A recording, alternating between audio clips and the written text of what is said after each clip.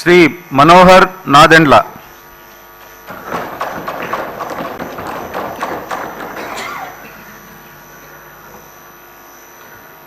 నాదెండ్ల మనోహర్ నేను శాసనసభ సభ్యునిగా ఎన్నికైనందున శాసనం ద్వారా నిర్మితమైన భారత రాజ్యాంగం పట్ల నిజమైన విశ్వాసం, విధేయత చూపుతానని, భారతదేశ సార్వభౌమాధికారాన్ని, సమగ్రతను కాపాడుతానని, నేను స్వీకరించబోయే కర్తవ్యాన్ని శ్రద్ధాశక్తులతో నిర్వహిస్తానని దైవ సాక్షిగా ప్రమాణం చేస్తున్నాను.